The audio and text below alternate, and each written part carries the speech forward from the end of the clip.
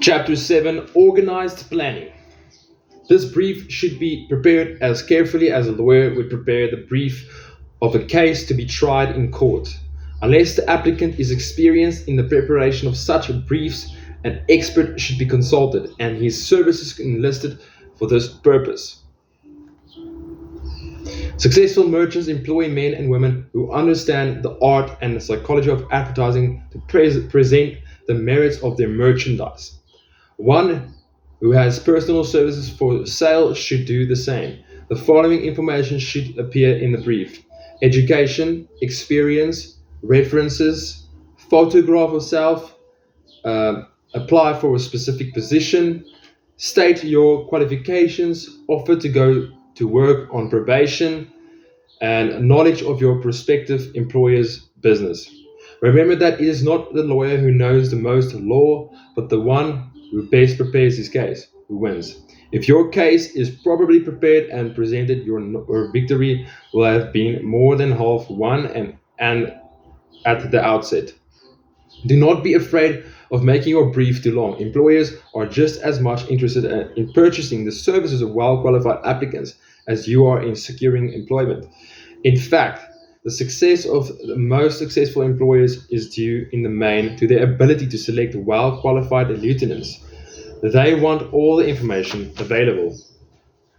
Remember another thing: neatness in the preparation of your brief will indicate that you are a painstaking person.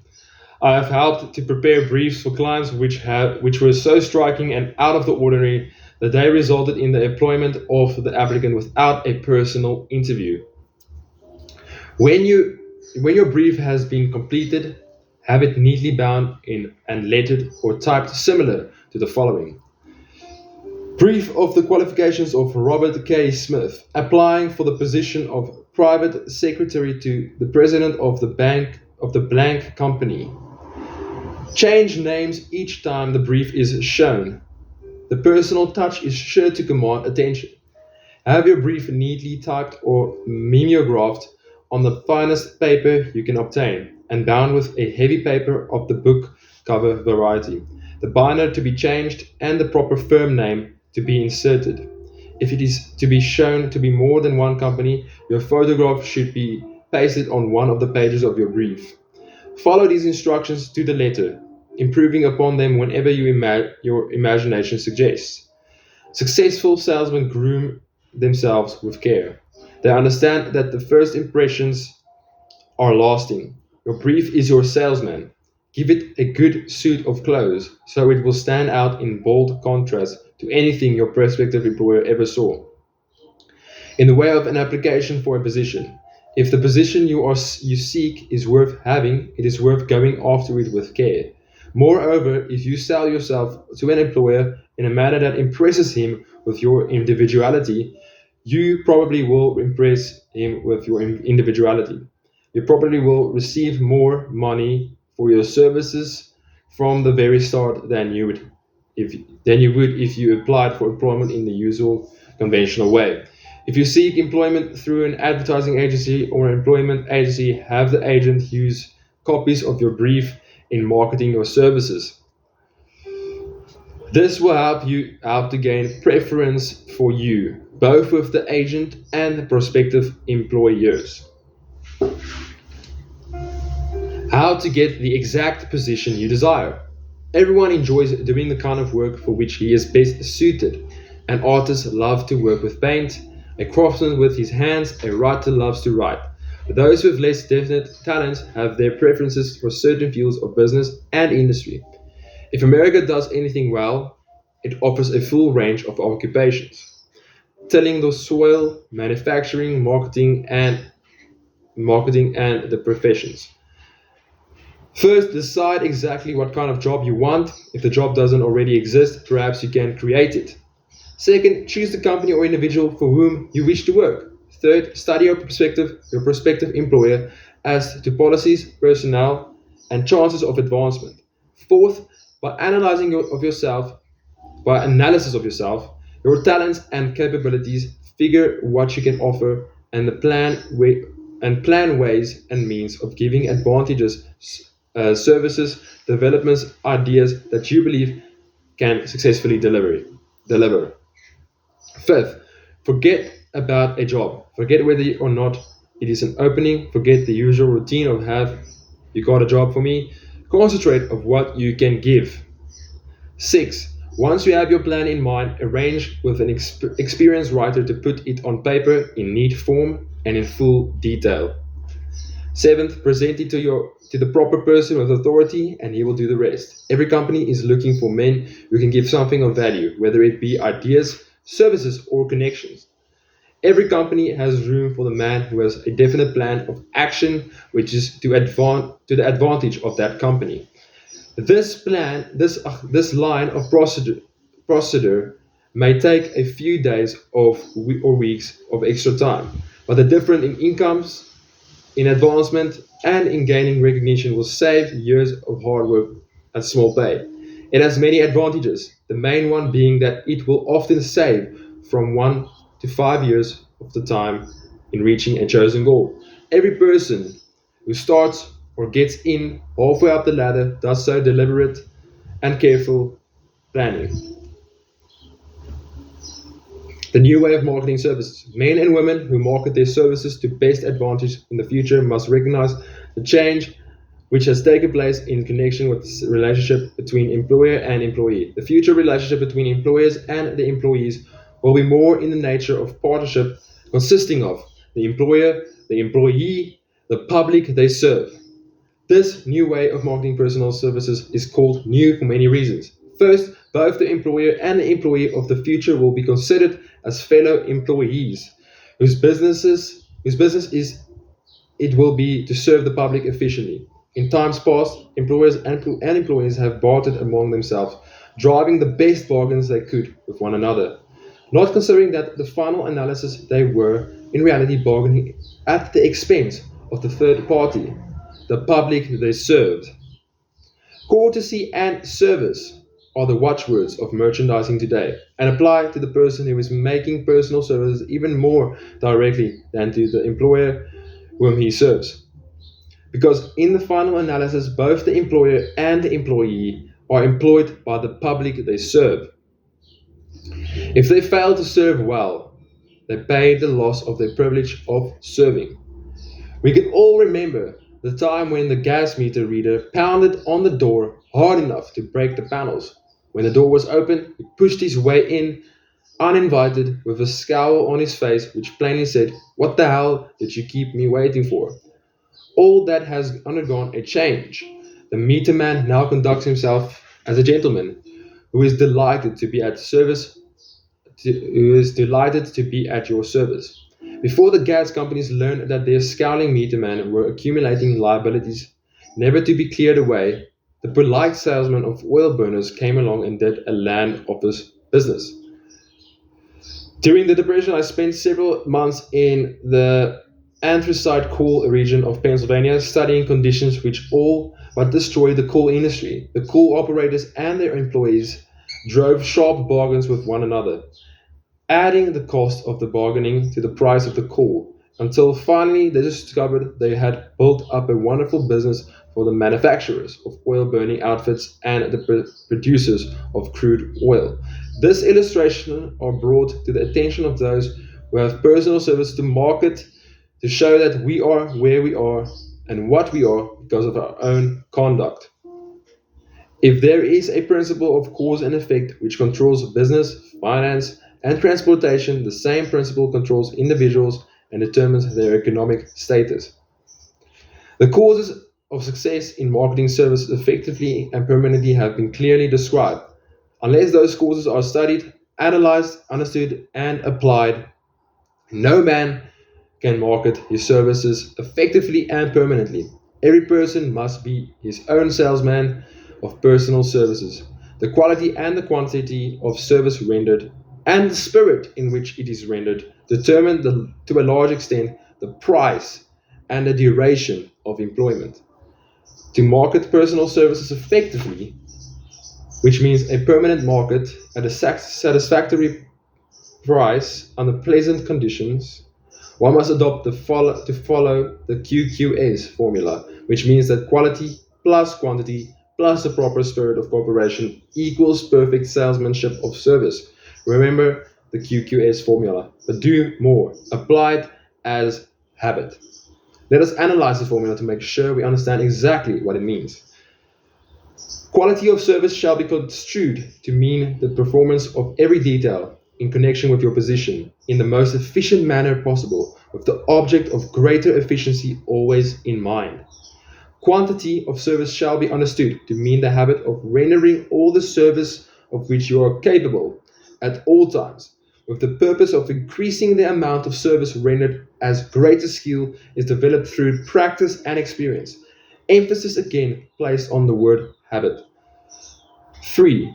Spirit of service shall be construed to mean the habit of agreeable, harmonious conduct which will induce cooperation from associates and fellow employees.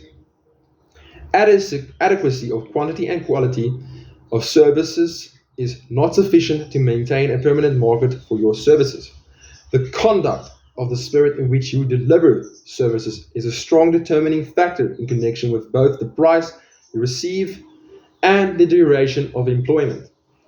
Andrew Carnegie stressed this point more than others in connection with his description of the factors which lead to success in marketing of personal services.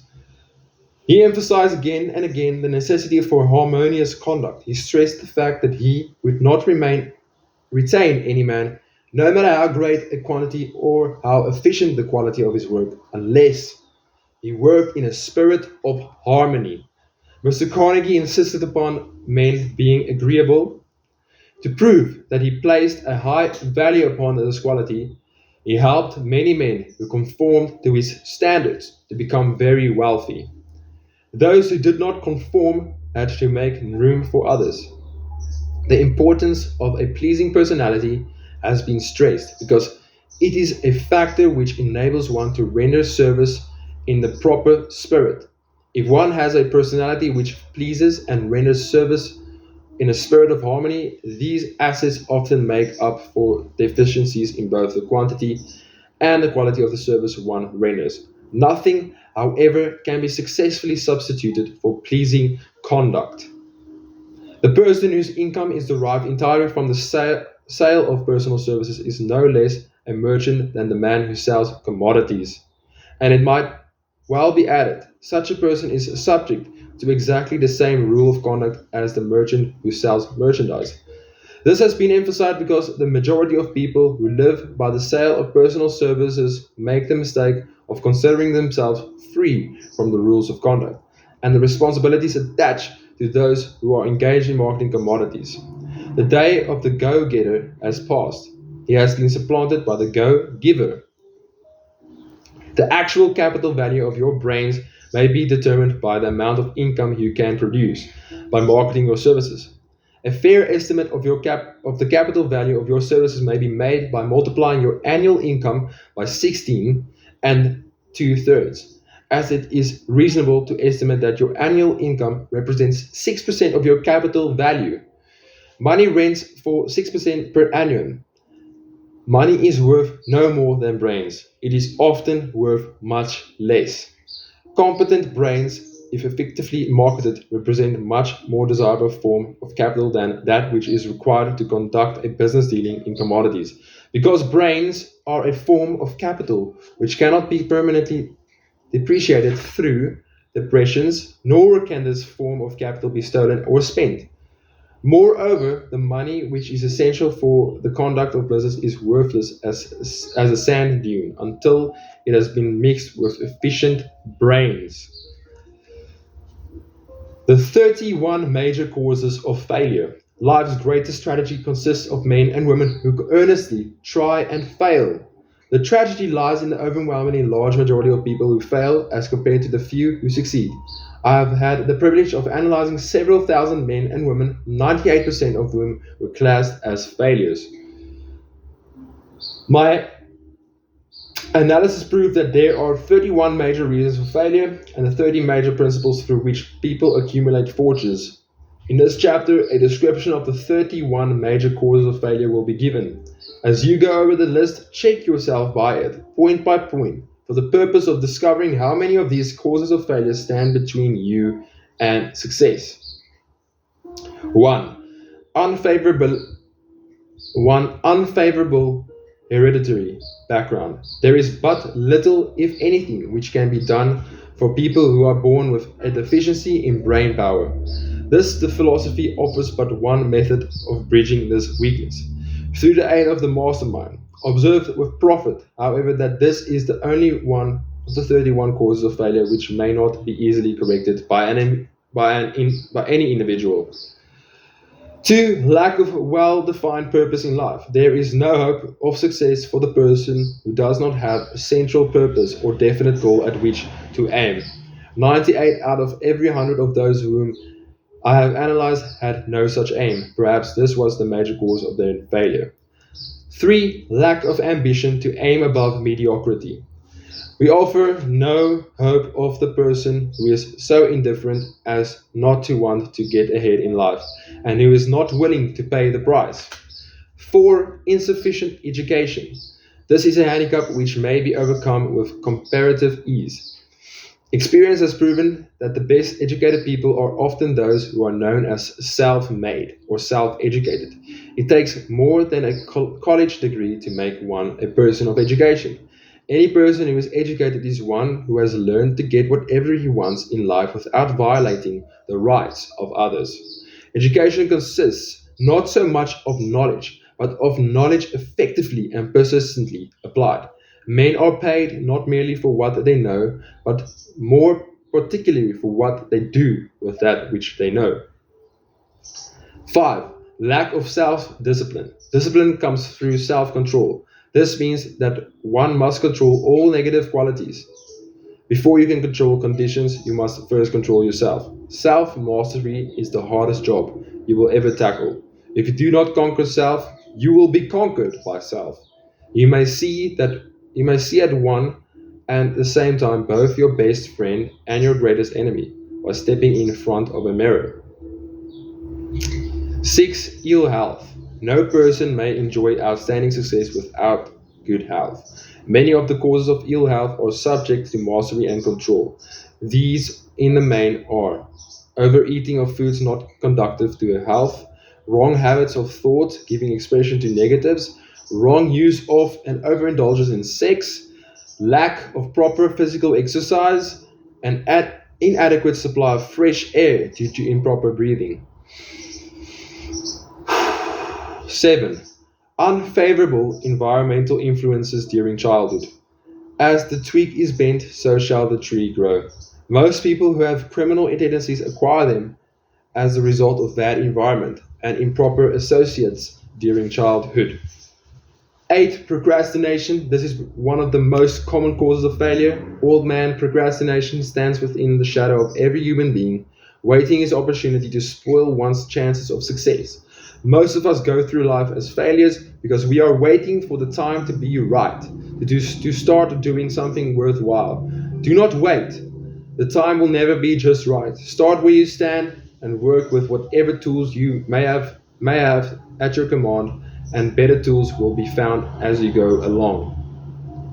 9. Lack of persistence. Most of us are good starters but poor finishers of everything we begin. Moreover, people are prone to give up at the first signs of defeat. There is no substitute for persistence. The person who makes persistence his watchword discovers that old man failure finally becomes tired and makes his departure. Failure cannot cope with persistence.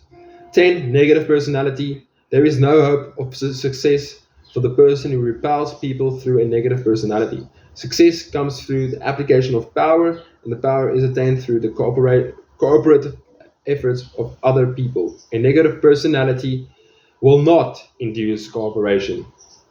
11. Lack of controlled sexual urge.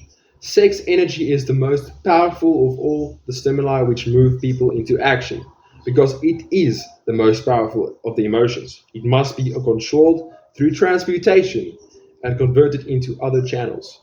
12. Uncontrolled desire for something for nothing. The gambling instinct drives millions of people to failure.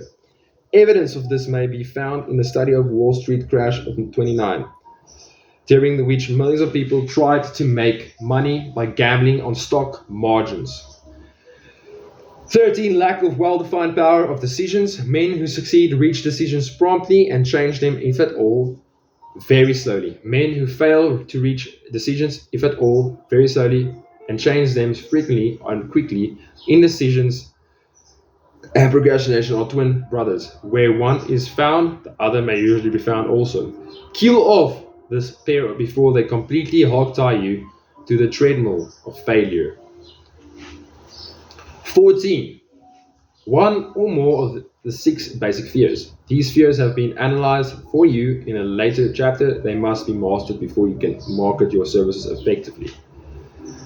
15. Wrong selection of mate in marriage. This is a most common cause of failure. The relationship of marriage brings people intimately into contact. Unless this relationship is harmonious, failure is likely to follow.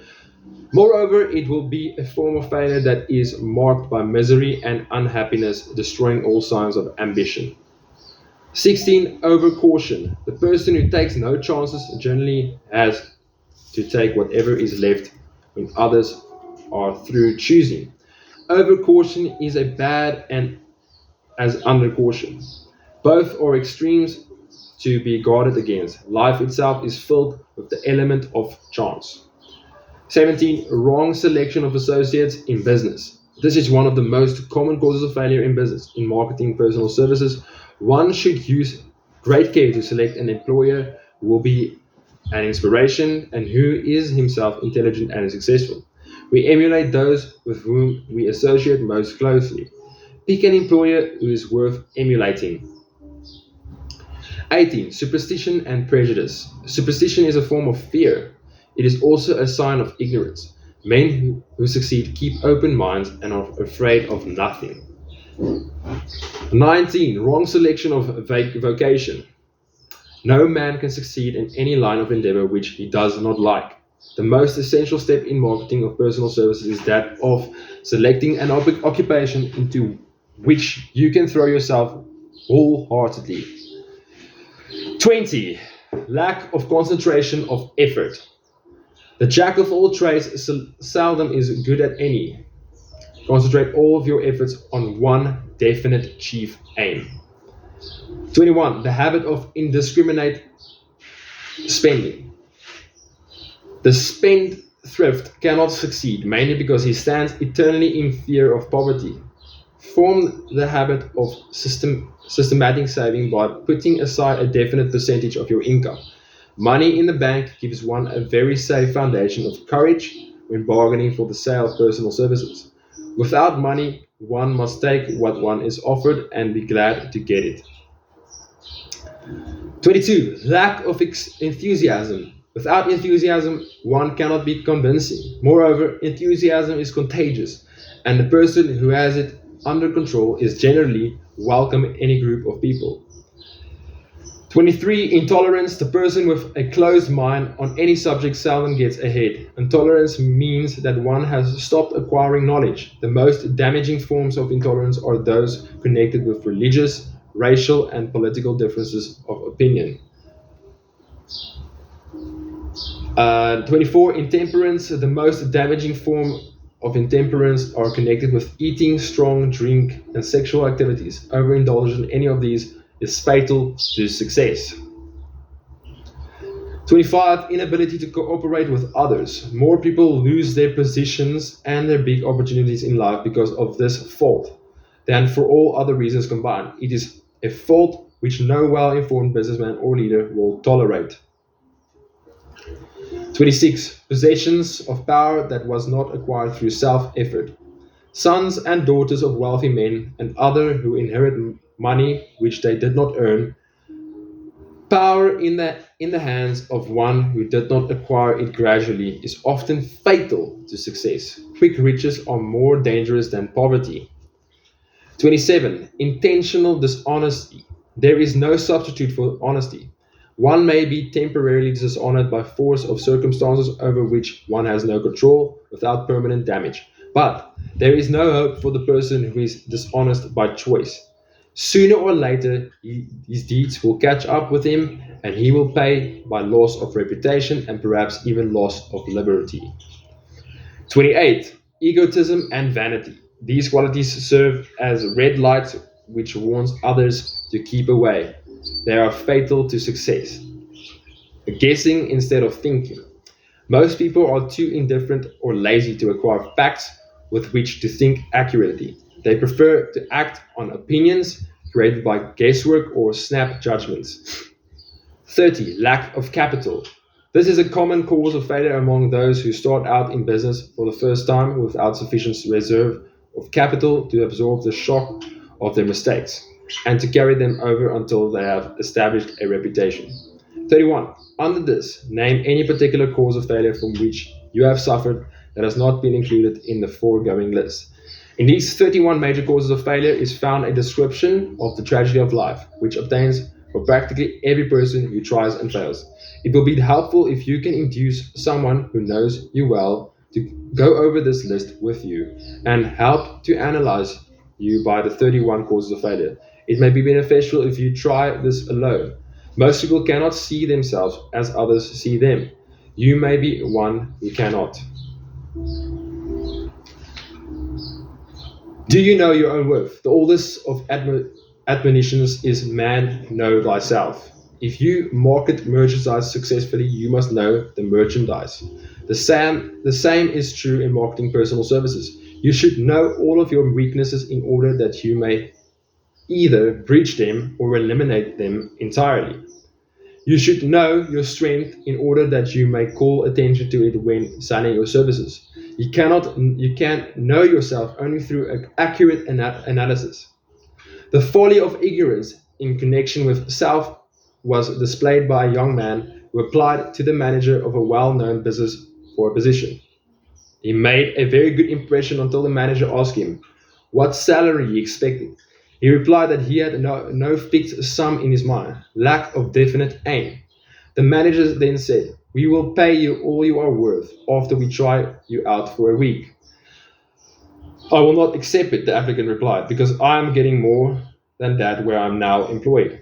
Before you even start to negotiate for a readjustment of your salary in your present position or to seek employment elsewhere, be sure that you are worth more than you now receive. It is one thing to want money. Everyone wants money. Everyone wants more. But it is something entirely different to be worth more. Many people mistake their wants for their just dues.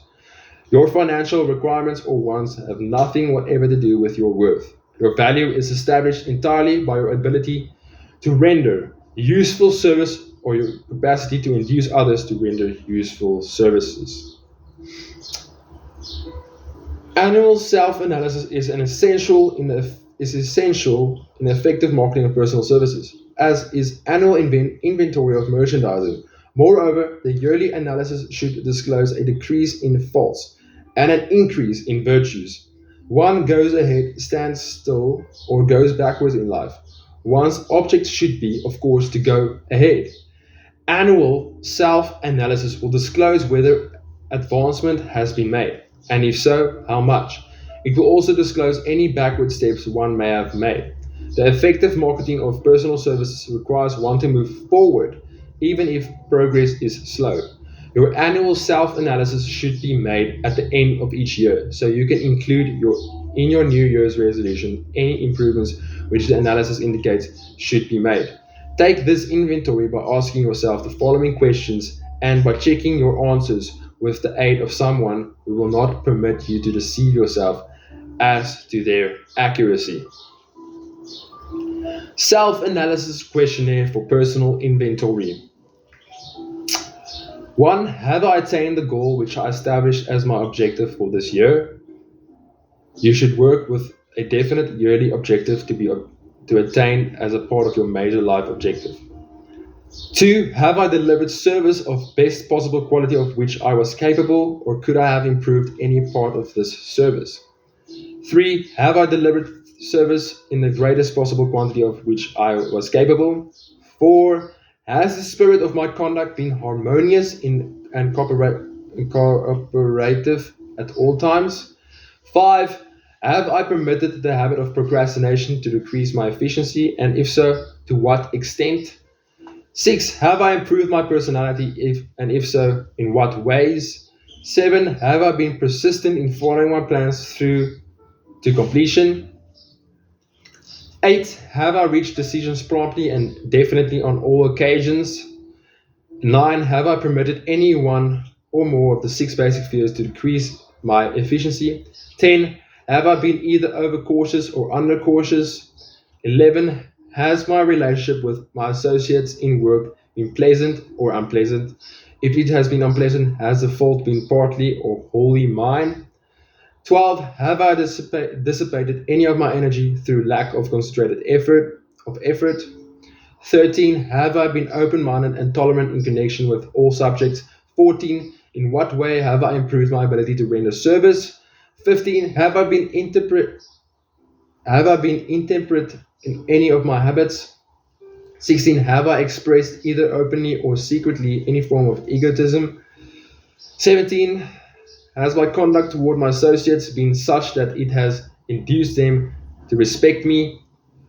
18. Have my opinions and decisions been based upon guesswork or accuracy of analysis and thought?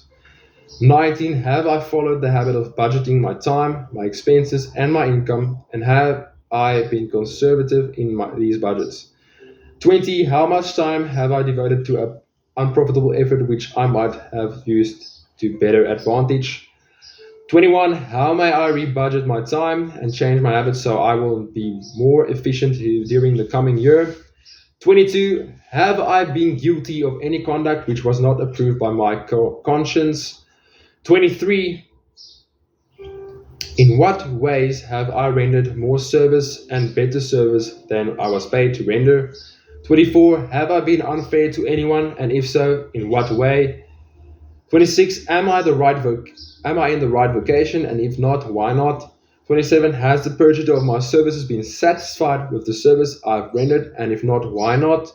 28. What is my present rating on the fundamental principles of success?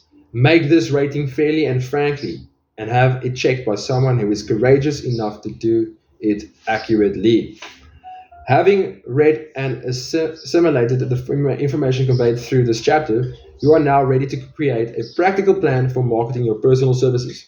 In this chapter will be found the adequate description of every principle essential in planning the sale of personal services, including the major attributes of leadership, the most common causes of failure in leadership, a description of the fields of opportunity for leadership, the main causes of failure in all walks of life, and the important questions which should be used in self-analysis.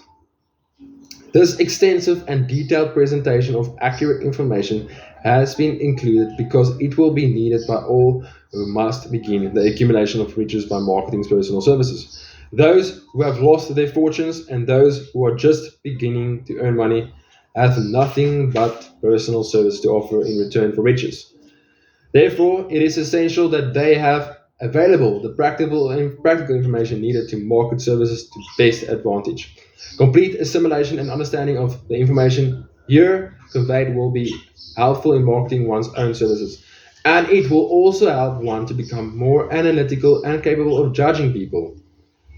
The information will be priceless to personnel directors, employment managers, and other executives charged with the selection of employees and the maintenance of efficient organizations. If you doubt this statement, test it. Test its soundness by answering and writing the 28 self-analysis questions.